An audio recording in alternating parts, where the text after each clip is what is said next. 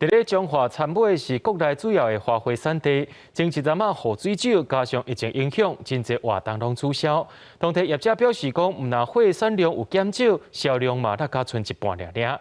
不过可能是民众配合防疫，拢伫咧处理的时间也变济。自从5月中到今，网络销量有增加70%以上。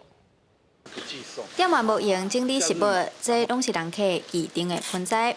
这段日子，民众配合防疫，伫厝内的时间变济，有不少民众利用时间种花草。中华参尾公路分园业者表示，这阵啊网络销量增加70%以上。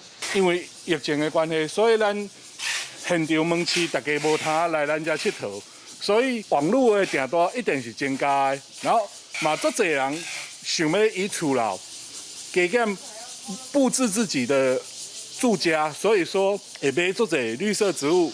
中华参尾是国内主要的花卉产地，业者表示，照顾室内食物日头袂当伤美，而且爱注意通风、水分掺湿度。虽然网络的生意变好，不过这阵啊雨水高，加上疫情的关系，花的产量减少2成至3成，销量甚至达5成。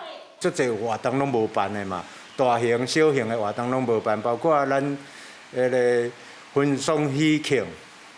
咱上接拄到的婚丧喜庆嘛，拢无办啊。所以这种的疫情之下，咱的花的销量是差真济啦。吴正宪表示，今年因为无毕业典礼，各种活动停办，加上禁止宗教相关活动，对花卉产业的影响真大。满园花农大部分拢种高1、2种花，农会即阵也杀出花卉材料箱。将无共种类的花扣做一箱，要来帮助农民开发新通路。记者杨淑晴，中华报道。